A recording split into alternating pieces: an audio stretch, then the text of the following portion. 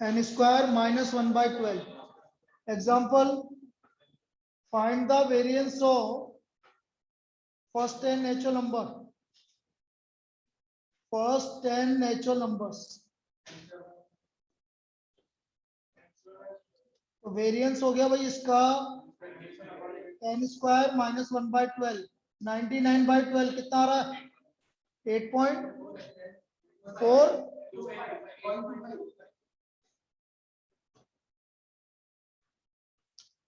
8.25। कोई दिक्कत?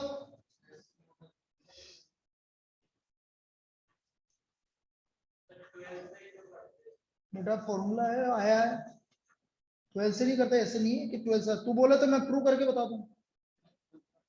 नहीं नहीं, मेरे को कोई दिक्कत नहीं प्रूव करने में, अभी निकाल देंगे प्रूफ में क्या है। और मुझे लगता है मैंने पहली बार पढ़ाया था जब प्रूफ भी करवाया था, under root of n square minus 1 by 12 कैसा है। ठीक, यस लिखो नेक्स्ट। इसी में problem, if the standard deviation of first 10 natural number is root 14 is root 14, find n। तो हमें n का वैल्यू निकालना है। इफ द नेचुरल कितना आ रहा है 13 आएगा। कैसा आएगा देखो इधर, root 14 equal to under root of n square minus 1 by 12। तो 14 equal to n square minus 1 by 12, n square minus 1 equal to 14 into 12 168। तो n की वैल्यू 13 आ गई। क्लियर? तो इस तरह की प्रॉब्लम पूछी जा सकती है। Third property,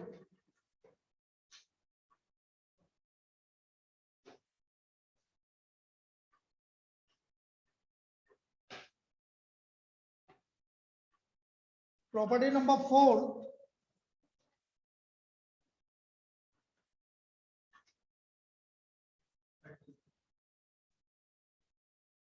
coefficient of variation is used to find the consistency of data। Consistency of data, ये कि आपको ये चेक करना है कि डाटा कंसिस्टेंट है कि नहीं है, या कौन सा ग्रुप ज्यादा कंसिस्टेंट है।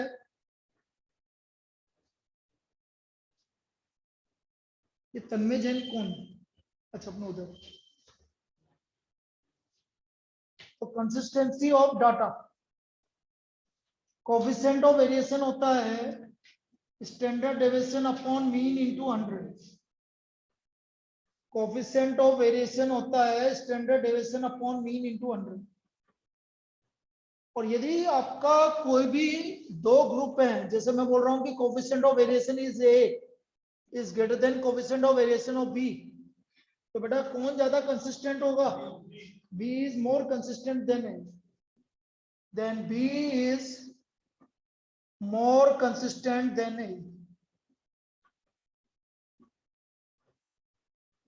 यदि कोफिशिएंट ऑफ वेरिएशन ए का ज्यादा है बी से, तो बी ज्यादा कंसिस्टेंट होगा।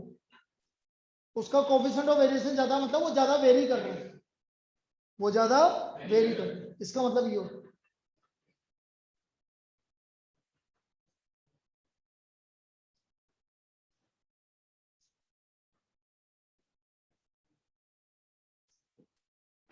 लिख लीजिए इसको।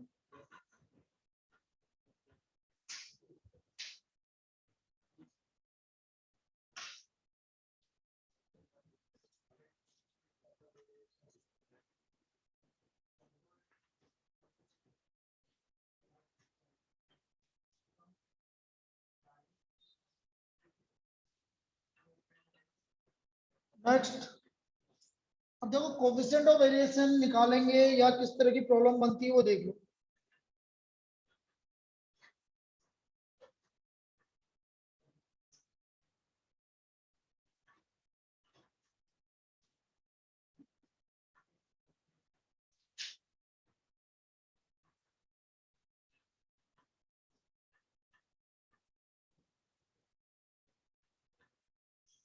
पहले तो इस तरह की प्रॉब्लम आ सकती है, find the coefficient of variation, और ये आ चुकी है जो लिखवा रहा हूं, find the coefficient of variation of 9, 10, 12, 15।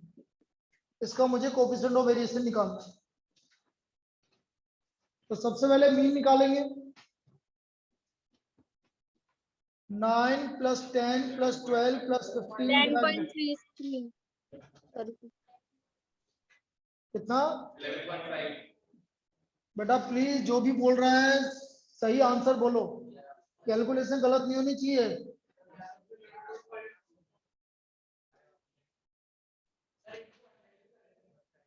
अभी तो मीन ही नहीं।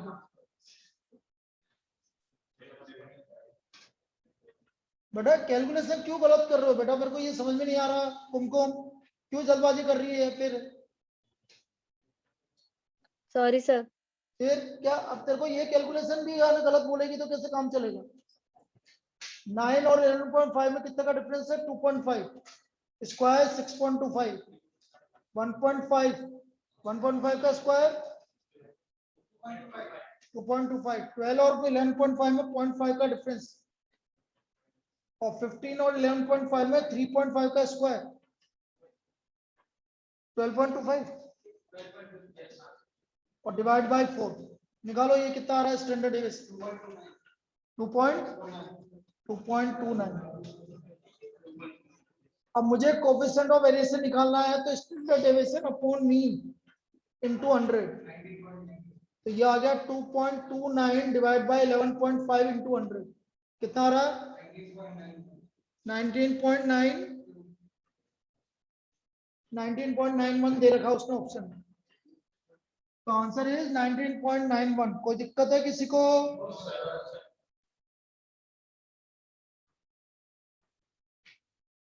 लिख लीजिए इसको।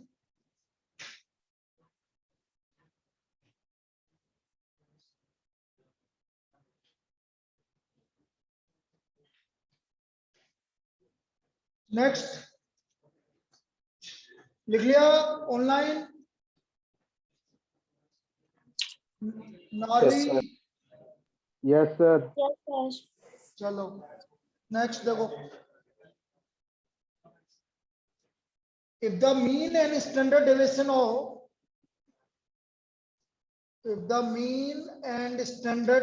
of x are 50 and 5 respectively,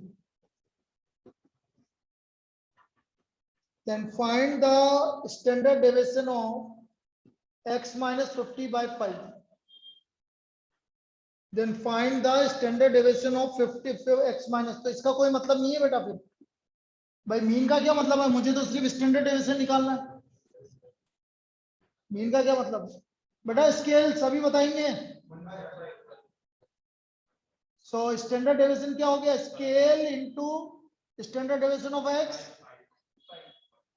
तो आंसर इज 1। कोई दिक्कत ऑनलाइन? किसी को दिक्कत? लिख लीजिए।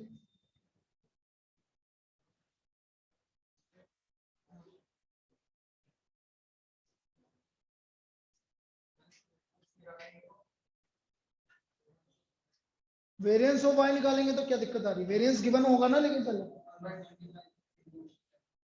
वेरिएंस क्या गिवन है आपको, वो इंपॉर्टेंट है ना।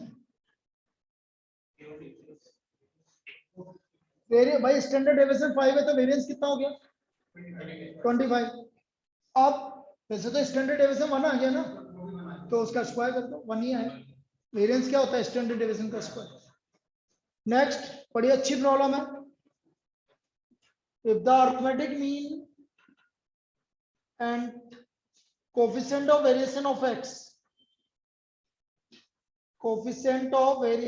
x are 10 and 40 respectively, 10 and 40 respectively, then what is the variance of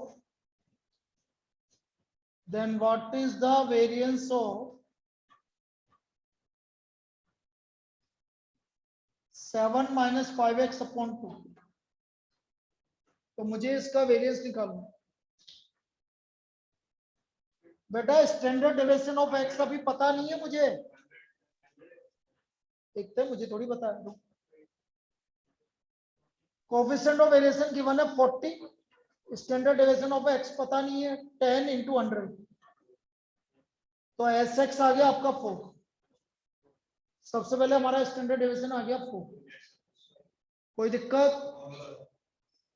अब स्टैंडर्ड डेविएशन 4 आ गया तो वेरिएंस एक्स कितना हो गया, तो अब उसका वेरिएंस स्केल कितना है उसका 5/2। सो वेरिएंस ऑफ जो भी है उसका 5/2 का होल स्क्वायर। किसी को दिक्कत या आंसर?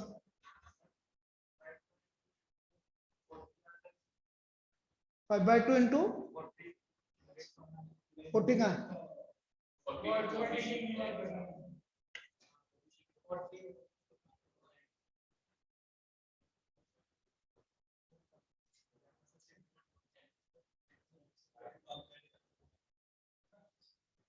चाय मांगो।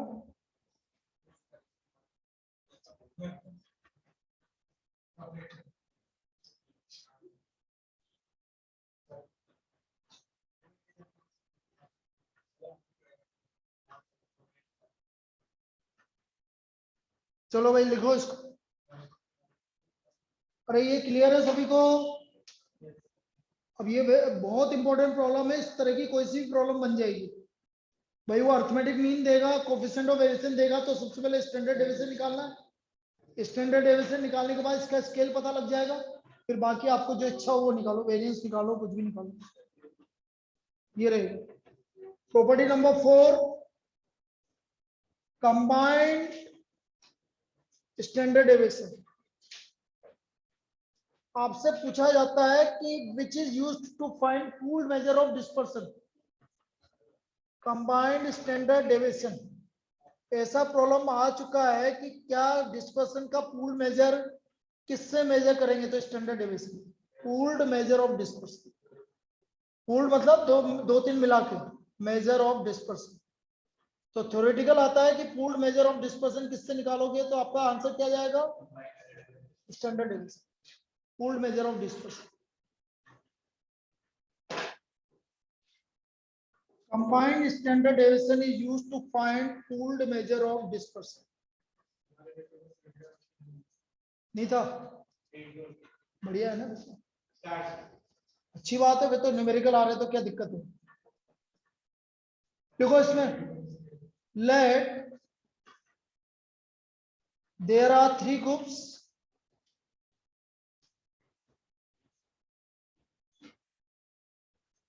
containing, या there are 2 group ही ले लेते हो, containing N1 and N2 observations, and their arithmetic mean and standard deviation are x1 bar and x1, x2 bar and x2 respectively. Then their combined standard deviation is given by, combined standard deviation is given by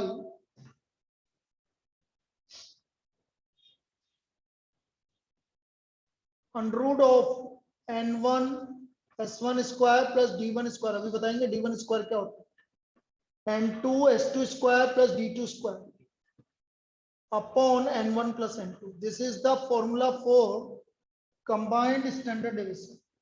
n1 bracket में s1 square plus x2 d1 square plus n2 s2 square plus d2 square upon n1 plus n2. ये हमारा combined standard deviation का formula है।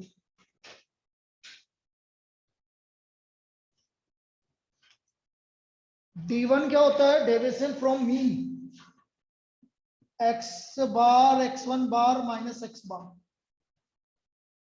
Mean given है, combined arithmetic mean से कितना very कर रहा है D1, और x2 बार माइनस x बार निकालना पड़ेगा हमें, तो वो फॉर्मूला बता चुके हैं।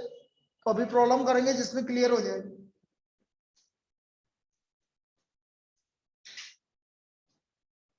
क्या मार्क करके लिख लीजिए, if x1 bar equal to x2 bar, then combined standard deviation is n1 s1 square plus n2 s2 square upon n1 plus n, क्योंकि d1 और d2 क्या हो जाएंगे, जीरो हो जाएंगे, क्योंकि x1 बार और x2 बार इक्वल है, तो बेटा ये किसके इक्वल आएगा, x बार, तो x बार माइनस x बार जीरो, इसलिए d1 और d2 नहीं है।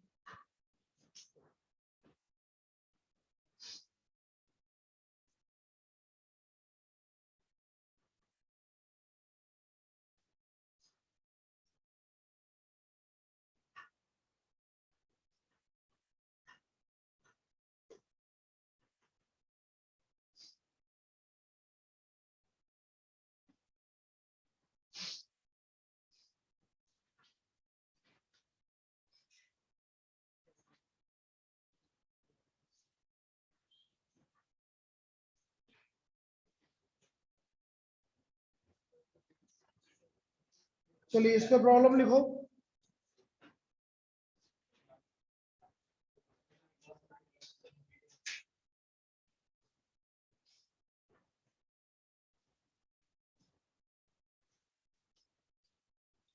A sample of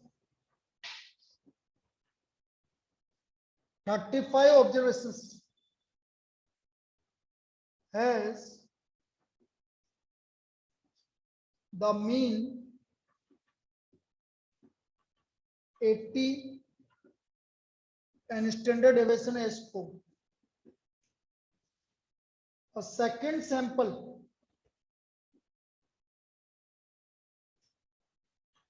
has 65 observations, has the mean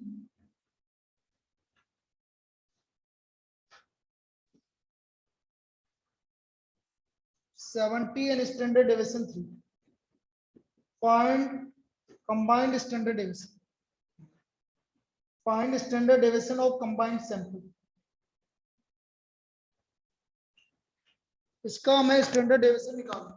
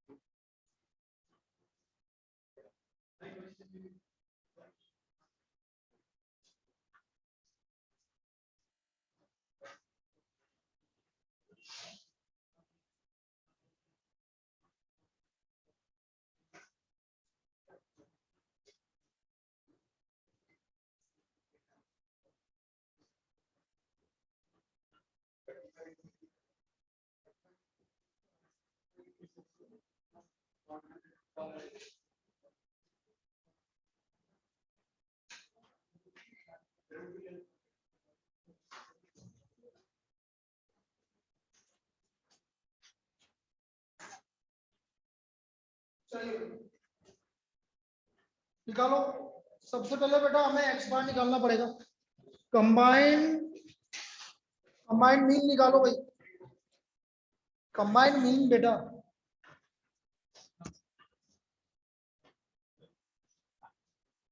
combined mean कैसे निकलता है, n1 x1 bar plus n2 x2 bar upon n1 plus n। n1 है आपका 35, इसका कंबाइंड मीन कितना है 80, 65, 70 अपॉन 35 प्लस 65 निकाल के बताइए कितना कितना 73.4। ये आपका कंबाइंड अरिथमेटिक मीन आ गया।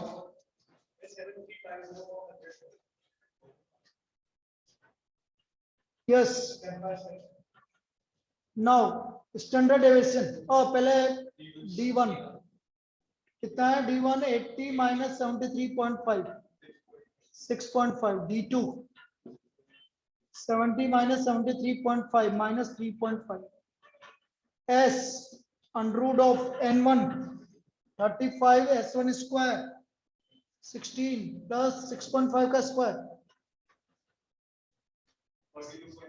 42 point plus 65 S1 is S2 square 9 3.5 का स्क्वायर 12 पॉइंट निकाल के बताइए कितना। This is the combined standard deviation. बताइए कितना आ रहा है भाई।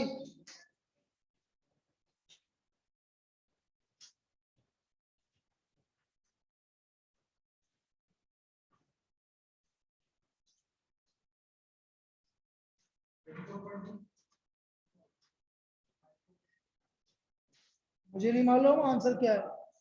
5.85 आ रहा होगा फिर 5.85 5.85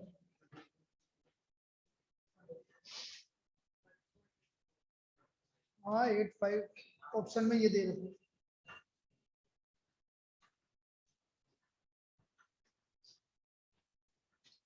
क्लियर है ये।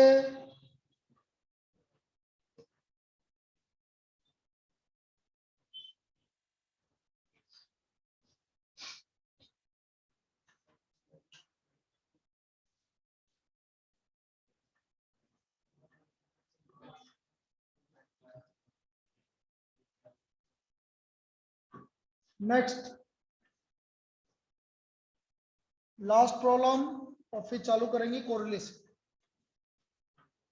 बाकी आपको जो ग्रुप पे भेजा हुआ है वो सारे क्वेश्चंस कर लेना, जो आपको पीडीएफ भेजी थी वो कर लेना। If 5 is subtracted from each observation,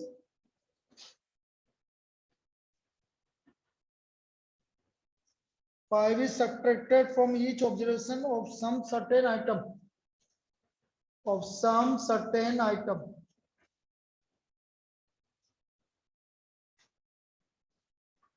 then the coefficient of variation is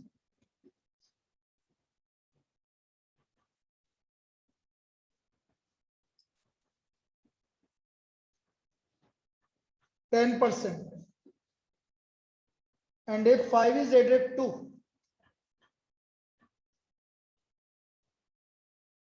each of them, to each item, then its coefficient of variation is 8.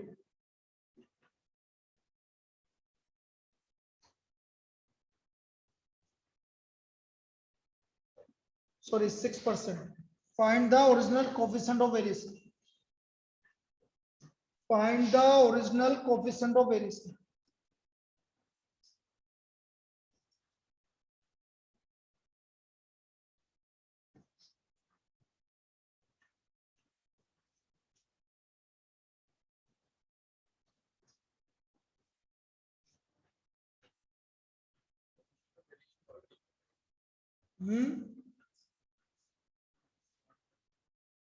क्या बेटा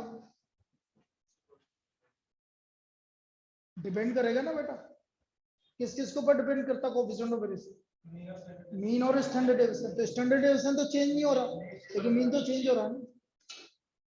अब मैं मान लेता हूं कि भाई स्टैंडर्ड डेविएशन है आपका एस, ये तो स्टैंडर्ड डेविएशन और एक्स बार आपका क्या हो गया मीन हो गया। अब ये बोल रहा 5 इज सब्ट्रैक्टेड, तो कोएफिशिएंट ऑफ वेरिएशन कितना हो गया, तो 10 इक्वल टू एस तो सेम रहेगा बार -5 into 100। 10 coefficient of variation, standard deviation S का एस ही रहेगा, एक्स बार -5 नया मीन अब -5 हो जाएगा क्योंकि 5 सब्ट्रैक्ट कर। अब ये देखो इधर, तो हमारा आ गया 10s इक्वल टू एक्स बार -5, ये हमारी फर्स्ट इक्वेशन है। 10s इक्वल टू एक्स बार -5। अब यदि 5 ऐड करते हैं तो कोएफिशिएंट ऑफ वेरिएशन 6% होगी, तो ये आ गया 6x bar plus 30 equal to 100 second equation.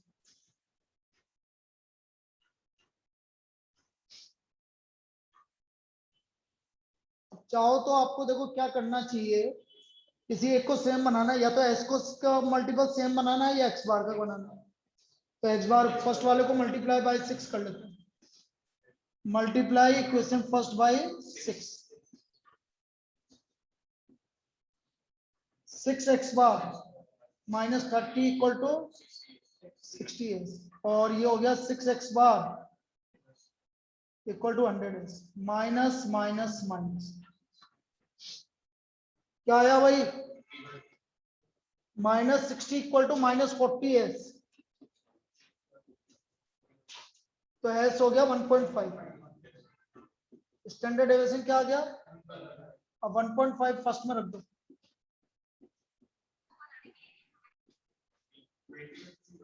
तो एक्स बार आ गया 20। अब आराम से स्टैंडर्ड डेविएशन और कोएफिशिएंट ऑफ वेरिएशन निकल जाएगा। Standard deviation upon x bar into 100 ऐसे 1.5 अपॉन 20 इंटू 100 कितना आ रहा भाई? तो कोएफिशिएंट ऑफ वेरिएशन 7.5 इस तरह से। अब ये करना ही पड़ेगा और कोई ऑप्शन भी नहीं है इसमें।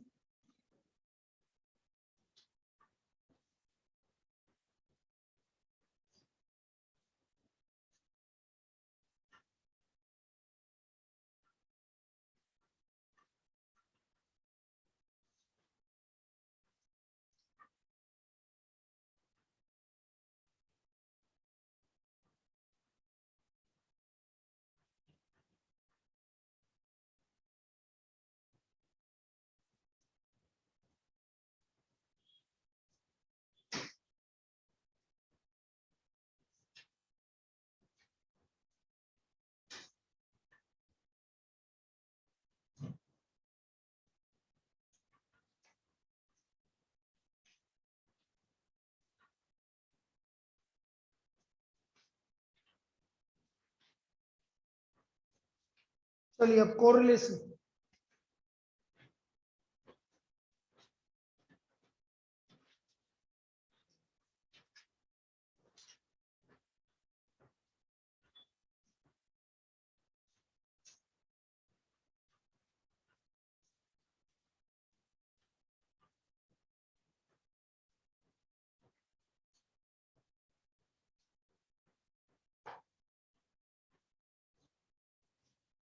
कोरिलेशन, अब वैसे मैंने उस दिन तेरे को पढ़ाया था, लेकिन ठीक है कोई बात नहीं, पहले रिवाइज हल्का सा बता देता हूँ। देखो कोरिलेशन होता है जब बाइवेरिएट डाटा होता है। भाई दो या दो से ज्यादा वेरिएबल आ गए, अभी तक तो एक वेरिएबल की बात कर रहे हैं। वेट है तो सबका वेट गिवन है, हाइट है तो हाइट गिवन है। उसका ये बोला है कि भाई हाइट का मीन निकालो, हाइट का ना वेट का आपका मीन निकालना है, स्टैंडर्ड डेविएशन निकालना है। तो एक ही वेरिएबल चल रहा था। अब हम यहाँ पर बात करेंगे दो वेरिएबल, कोई भी दो वेरिएबल चल रहा है और हम ये देखेंगे दोनों वेरिएबल में कैसा रिलेशन है, कि हाइट और वेट में कैसा रिलेशन है, पॉजिटिव है नेगेटिव है। तो उसको बोलते हैं कोरिलेशन, बाइवेरिएट डाटा। अब जब बाइवेरिएट डाटा की बात करते हैं तो बाइवेरिएट फ्रीक्वेंसी डिस्ट्रीब्यूशन बनती है, आपको सबको पता है। बाइवेरिएट फ्रीक्वेंसी डिस्ट्रीब्यूशन बनती है उस दिन बताया था। बाइवेरिएट फ्रीक्वेंसी डिस्ट्रीब्यूशन कितने तरह की बनती है?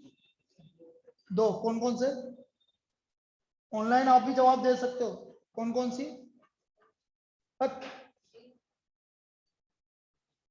Marginal bivariate frequency distribution, marginal bivariate frequency distribution, और सेकंड बनती है कंडीशनल।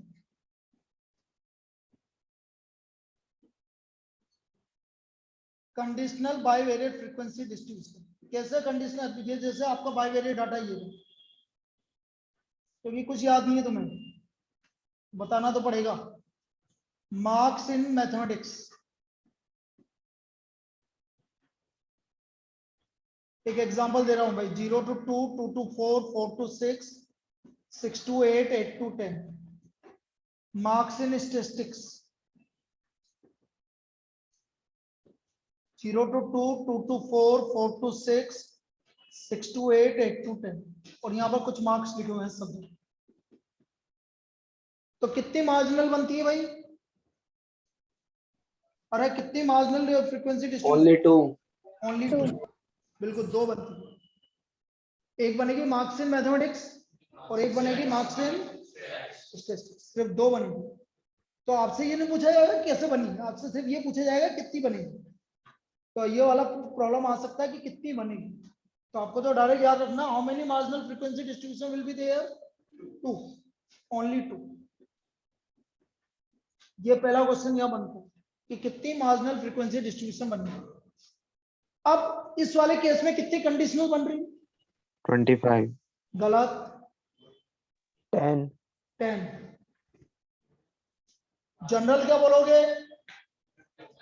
एम क्या है? 1 2 3 4 5, 5 यहाँ है और 5 यहाँ है, इसलिए एम प्लस एन या पी प्लस क्यू जो भी बोले वो। तो ये आपका कंडीशनल, ये कुछ नहीं आएगा, आपसे बोलेगा कितनी कंडीशनल बनेगी, तो आप बोलोगे, वो बोलेगा पी क्यू डिस्ट्रीब्यूशन में कितनी कंडीशनल बनेगी, तो आप बोलोगे पी प्लस क्यू। कितने सेल्स है इसमें? पी क्यू 5 5, जो तुम बोल रहे थे बेटा ऑनलाइन 25 सेल्स बनेंगे, वो थे नंबर ऑफ सेल्स। समझ में आई बात? Yes, sir. एमएन बोलोगे या पीक्यू बोलोगे, this is number of cells, ये नंबर ऑफ सेल्स, ये 25 है। तो पहला क्वेश्चन तो ऐसा बनेगा, इसके अलावा कुछ नहीं पूछेगा इसमें, तो ये लिख लीजिए भाई जो भी लिखवा है, पहला क्वेश्चन यहां से बनेगा। कैसे बनती है कुछ नहीं पूछा जाएगा, बस ये है कि कितनी बनेगी, कितनी मार्जिनल बनेगी, कितना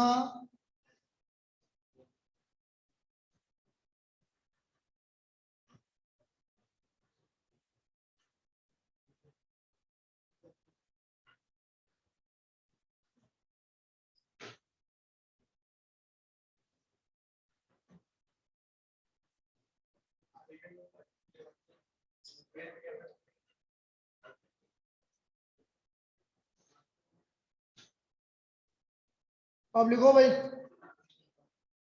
कोरिलेशन। कोरिलेशन को हम किससे डिनोट करेंगे? आर। Positive correlation,